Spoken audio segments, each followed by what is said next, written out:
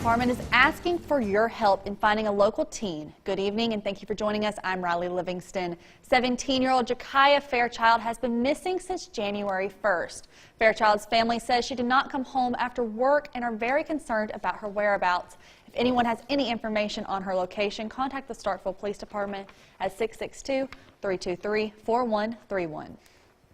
An arrest has been made in a Clay County convenience store robbery. The Clay County Sheriff's Office arrested Timothy Thompson around 1:30 this afternoon. Thompson is suspected to have been involved in a robbery Friday night at Mike's Country Store on Highway 50 West. The robbery is under investigation, and we will bring you more information as it is released.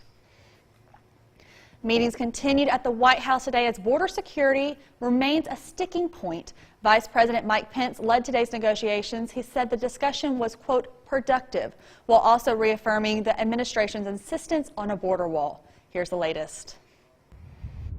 As the government shutdown enters its third week, Vice President Mike Pence and other senior White House officials met with congressional staff in search of a way out of the impasse. But hours after the meeting, President Trump tweeted that not much headway was made. Acting Chief of Staff Mick Mulvaney faulted Democrats for the lack of progress. Yet the opening line from one of the lead Democrat negotiators was that they were not there to talk about any agreement. They were actually, in my mind, there to stall, and we did not make much progress. Democrats are calling the White House position untenable. On Friday, he suggested the shutdown may last months or even years. If we have to stay out for a very long period of time, we're going to do that. Meanwhile, 800,000 federal employees hang in the balance, most without work or pay. It's affecting me personally, so I'm going to watch what I do. I'm being more conservative, staying in, not going out, not overextending myself from an expense basis. Talks between President Trump and Democratic leaders ended in a standstill on Friday after a heated meeting in the Situation Room, with the president demanding $5.6 billion for a border wall. Mr. Trump has indicated he'd be willing to bypass Congress and declare a national emergency. That might allow him to tap Pentagon funds for wall construction.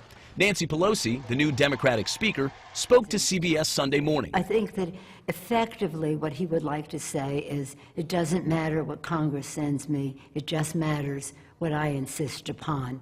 And that's not really the way the system of checks and balances works. The president is expected to remain at the White House Saturday and head to Camp David Sunday, where Mulvaney and senior aides will meet to lay out the administration's 2019 legislative priorities.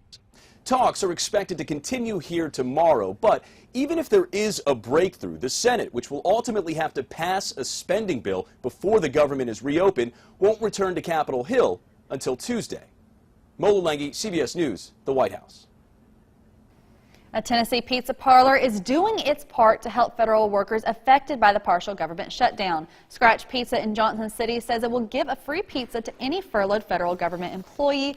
Since the announcement was made Friday, pizzeria owner Jamie Wheeler says her business has given away at least $150 worth of pizza. She says it's the least the restaurant can do to help those not getting paid. They're very grateful. You know, if it's the least we can do, really. Just hoping they get back to work and being productive citizens again. So if we can help some families maintain their sense of dignity and get a meal out like they usually do, we're happy to do it. To get those free pizzas, customers must show their government ID. It's now time for a first look at our forecast with meteorologist Jacob Riley. Is this dry air going to stay in the area, Jacob? Hey Riley, that dry air is going to stick around for just a little bit longer. We are dry right now in Tupelo, taking a live look on our Alpha Insurance Sky Cam. No clouds or fog to worry about. We will see some more fog move in a little later tonight. Currently we're sitting in the middle 40s, 45 Columbus, 37 there in Starkville. Those temperatures are going to fall to the middle 30s, and we are going to see some fog move in a little later. All the counties in green here in gray here in Mississippi are under a fog advisory until 10 a.m. Sunday morning. Visibility will be down to around 1/4 mile to start things off for your Sunday. We'll start off around 37 degrees there at 6 a.m. We're going to return to the 60s from now through Tuesday, but coming Wednesday we are going to get much colder. I'll have more on that coming up later in the show. Thanks so much, Jacob. Today's weather was a much-needed relief after multiple days of dreary weather. And while some people took advantage of the dry day to spend time outside, others opted to stay in. It is the final weekend to lace up your skates and head down to the Bancorp South Arena in Tupelo for public skating. Ice skating has become a winter tradition in Tupelo, but this year the season has been cut short. The arena has many other events in their schedule, so skating lovers are having to turn in their skates. But this season has seen many people getting out to skate. Absolutely, it's amazing the turnout we get here in Mississippi for ice skating. We're one of 3 rinks in the state, and it stays packed during the year, and we enjoy it. Everybody comes from, an hour and a half away sometimes to come skate with us, and we just love to be here for the community and have ice skating. It's something that's very different and totally different that you don't normally get to do in Mississippi. Lumsden says the public skating will wrap up tomorrow from 1 to 6 p.m. Are you looking for tips to help you achieve your health and wellness goals for the new year? If so, you may be considering the ketogenic diet. And just in time, Saturday is the first ever National Keto Day.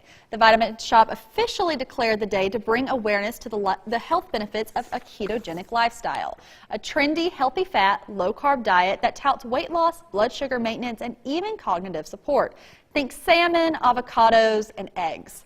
Sugars, grains, fruits, and starches are off the menu. So observe Keto Day today by giving it a try. Whip up your best keto meal and share it on social media with the hashtag National Keto Day. Every new year, thousands of people make resolutions. However, according to BusinessInsider.com, 80% of New Year resolutions fail by February. But some people in our area don't fall into that number. Our Cash Matlock talks to 2 women about their journey. I'd gotten to a point in my life where I was retired, and so I was at home sitting, and the more I sat, the worse it got, and I have back problems and knee problems, and of course the weight did not help, and got very depressed, and just finally got tired of it all and said, I've got to do something. It's got to come from me, because I don't want to live the rest of my life like this. Kay Osand, a resident of Starkville, made a decision in September of 2017 that would impact her life for the better. Over the past year, she's lost 74 pounds, and she plans on losing 50 more before the end of 2019. But she says it wasn't easy to do. I was so heavy, I couldn't do, my joints would not let me do the treadmill, the elliptical, it hurt too bad. Physically, I hurt. So I started in the water, and then we dropped, and now I'm out of the water onto the gym floor doing things that I would not have done, I could not have done before. Kay says there are some days when finding the motivation can be hard. I make myself do it for the, even when I don't want to. You just have to make yourself do it, that's just part of the journey. But it's not all about going to the gym. In Columbus, Pam Sykes has been an active gym member for over 10 years. But 2 years ago, she knew she needed to do more. So I try to focus on lifestyle changes and little habits that make a difference. And the most important thing to me is if there's no junk food in the house, you can't eat junk food. Pam says newer, healthier habits will eventually take the place of the old ones. And then as seeing results, it was easier to sustain it. And, now it's clearly become my habit. But when it comes to picking a routine for the new year, experts say don't overdo it. What we try to strive for is what works in your life. What can you commit to doing every single day, every single week for the long term, and that's going to help set you up for success. So consistency is key. And for anyone thinking of living a healthier lifestyle this year, both women say the important thing is to just try. Biggest thing is just dive in. You will never know until you try. If you don't try, you'll never get anywhere. Both women also say finding a gym home that has a comfortable and encouraging atmosphere is also vital to making a lasting change. A manhunt is underway in Texas for the suspected shooter of a 7-year-old girl. The latest on that after the break. Welcome back. A Texas man appeared in court Friday accused of killing 3 children, including a baby. 27-year-old Junaid Mahmoud was arrested Thursday in Clear Lake. Authorities say he shot his girlfriend in the head after killing her 3 small kids. One was 5 years old, one 2 years old, and one just 2 months old. They were found with multiple stab wounds and showed signs of blunt force trauma. Police say Mahmoud confessed to 911 dispatchers. Mahmoud's girlfriend, 24-year-old Kamaria Nelson, is in stable condition after undergoing surgery at a Galveston hospital. More in Texas, hundreds in the Houston community gathered today to honor the 7-year-old victim of a drive-by shooting whose killer is still on the run. Jasmine Barnes was in her mom's car last Sunday heading to the store when a gunman opened fire. Jeanette Shalane has more. Justice for Jasmine. A community and beyond, united in grief. An entire country has now galvanized to find justice for Jasmine. Jasmine is everyone's child. An overflow crowd of more than 500 gathering to support the family of 7-year-old Jasmine Barnes. Her heartbroken mom, LaPortia Washington, also shot in the attack. We gon' find him no matter what corner we have to turn, no matter what rock we gotta go under, we gon' find you, man. The event a fundraiser for the family, but another purpose organizers say is even more important, keeping Jasmine's death on people's minds. We are here to support her because being a family and to lose your daughter as in a situation like this is a tragedy. It's been almost a week since the 7-year-old was shot in the head by a passing motorist while riding in her mother's car along with her 3 sisters. Even with a $100,000 reward out there, no one has yet been held accountable for the crime. The sheriff released this suspect sketch, a thin white man in his 30s or 40s with a 5 o'clock shadow. And NASA helped enhance this security video of the red truck the suspect was driving. Deputies were back on the access road Friday, where the seemingly unprovoked attack happened, looking for clues that might have gone unnoticed. And they continued knocking on nearby doors, hoping to find more security footage of the truck. Washington says she's overwhelmed by support. A GoFundMe drive has topped $60,000, and celebrities have used their social media platforms to raise awareness. Houston Texans wide receiver DeAndre Hopkins posting this photo and writing, "This is for you, Jazz," dedicating today's playoff game and his paycheck from it to the family. Amen. Tonight, the hope of many here, that Jasmine's killer will be arrested before she's laid to rest Tuesday. Janet Shamlian, CBS News, Houston. Well, sunshine is headed back our way for Sunday. We will start off with some pesky fog in the morning hours coming up after the show. I'll let you know just how long those 60s are going to stick around and when we'll see 40s for highs. CBI First Alert AccuWeather forecast with meteorologist Jacob Riley. Well, it's a sunny Saturday. It's going to be a sunny Sunday as well. Taking a live look, or a previously recorded look here on our Alpha Insurance time-lapse camera over Columbus. We saw nothing but sunshine today. That sun has set though, and it's pretty chilly out there. It's going to get chilly as we get towards the end of next week as well. But until then, we're going to see highs in the middle to even potentially upper 60s later on this week. Wednesday, though, that's when those temperatures do take a bit of a dive. We do have a dense fog advisory that's in effect for all of the counties in gray here. That runs through 10 a.m. on Sunday morning. Visibility will be down to around a quarter of a mile in those counties that are shaded in the gray. Nothing to worry about in terms of rain here, though. This high pressure system over southern Mississippi is filtering in some drier air, keeping us sunny. We do have a system out here along California bringing heavy snow to the Sierra Nevada, some pretty gusty winds out there too. But as of now, nothing to worry about here. Other than the fog that we will see develop late overnight tonight, we will get down to an overnight low of 37 degrees. There isn't going to be any wind, so that fog is really just kind of going to stick over wherever it develops. As we go throughout your Sunday, though, look at this, 63 degrees and sunshine by 3 p.m. on your Sunday. Warmer temperatures are headed this way, and it is very welcomed, especially given the past couple of days of nasty weather we've had.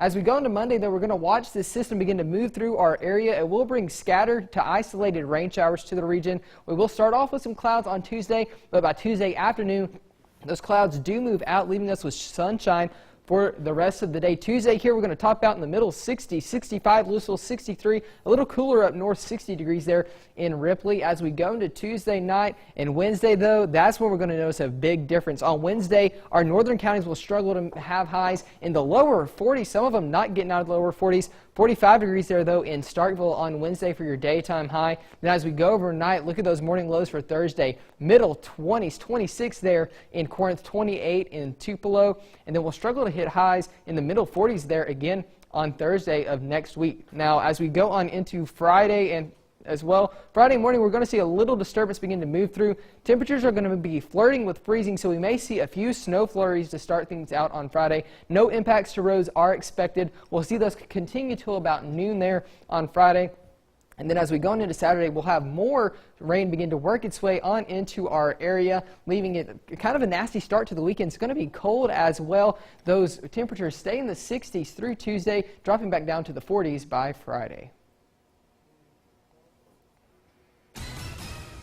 Rebels on the road to start SEC play, looking to extend its win streak. Highlights from Nashville, next in sports. Sports with Tom Ebel. SEC basketball season is underway. The conference from top to bottom looking to be the most competitive in the country. Ole Miss on the road to open conference play at Vanderbilt. Kermit Davis beginning his SEC tenure, well, SEC tournament tenure. Let's get these highlights. There we go. Early on, Vanderbilt cruising. Yanni Wetzel up fake. Takes Olenichik right to the rim with the jam. Yikes. Vanderbilt up 6 early on, but not for long. Breon Tyree, the heat check triple, right in the grill of the defender. In the beginning of a big day for him. Tyree, another time, this time from the parking lot, almost at the logo at mid-court, half court I should say. Tyree, 17 first half points. Rebels keeping it rolling. Devontae Schuler, alley-oop to the big fella. Bruce Stevens finishing for 2 hands. Ole Miss hanging close on the road. Second half we go. Simisola Shitu drives to the basket with the and one bucket.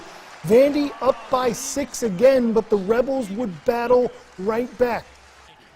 Off the miss, Bruce Stevens 3. KJ Buffin down low. Corrals the miss and one. Give it to him. Earns 3 the hard way. Rebels battling back, and Breon Tyree still cooking.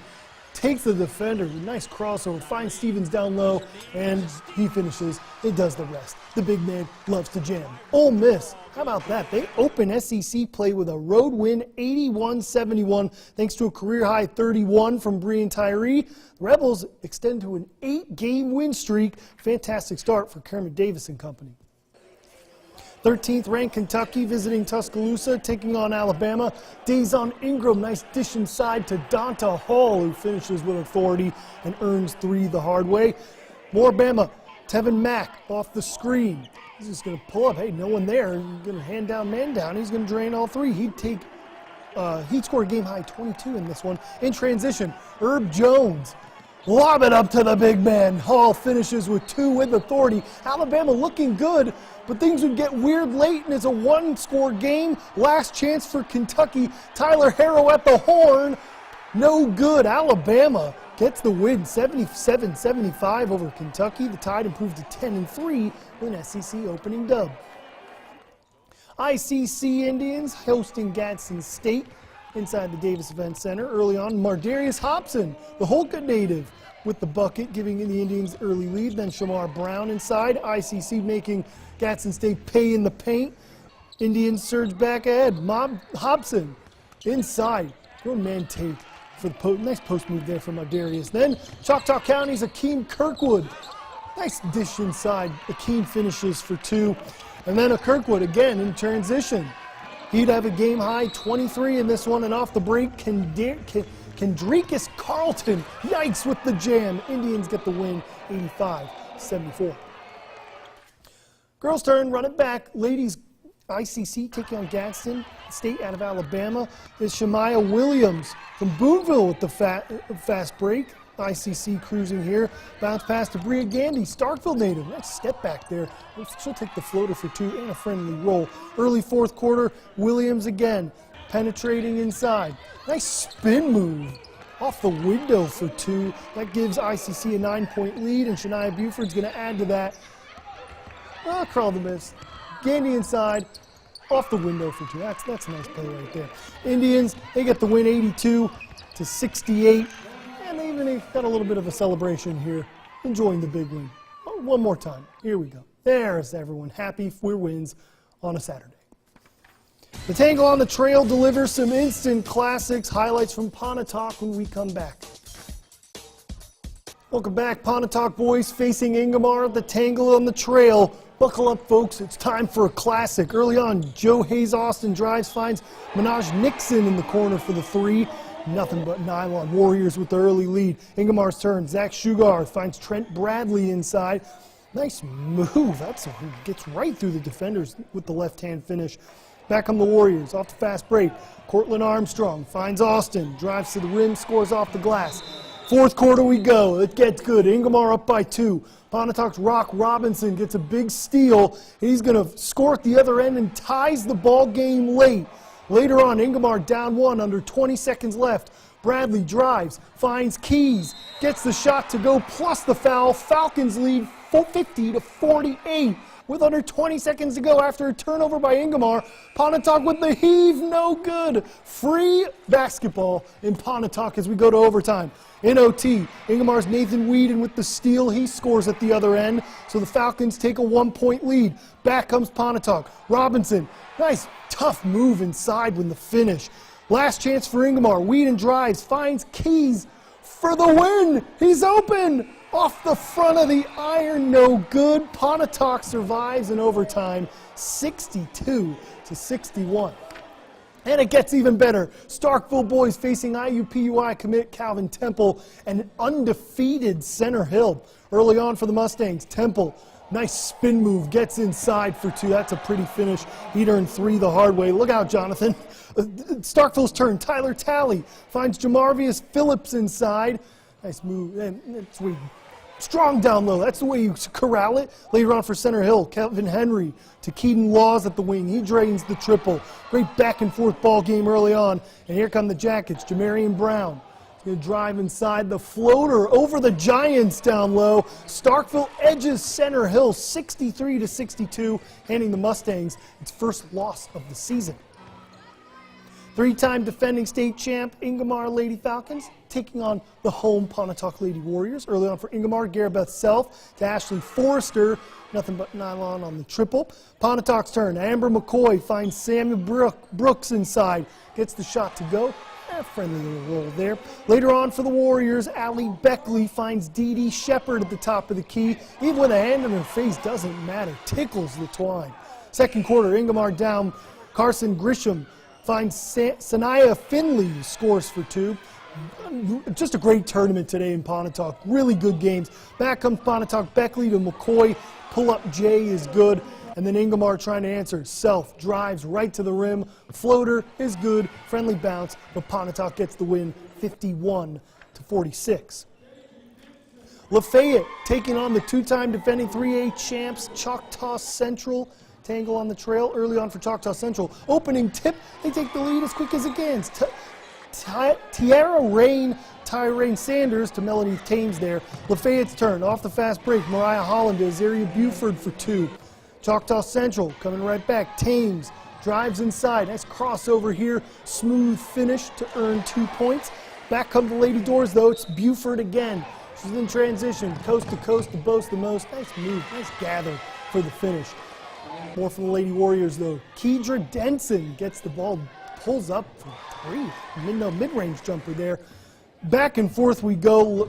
Kamaya Dixon spins, misses, nice move. Corrals her own miss, battling down low. Finally gets the bucket to go. The Choctaw Central edging Lafayette 43-42. In case you weren't watching the game, Dak Prescott and the Cowboys advancing on to the next round with a 24-22 win over the Seahawks. Hey, NFL playoffs are here. It's the best time of year. That's it for sports. We'll have last your forecast next. Your 7-day forecast starts off dry for Sunday. Monday throughout the day, Monday night, though, Riley, we do have those showers begin to move in. Those will move out by Tuesday afternoon, leaving us with sunshine, where those temperatures Wednesday do take a tumble. I'm not excited about that colder weather, but it's okay. It's winter. We're here. We hope everyone has a great night and comes back and joins us tomorrow.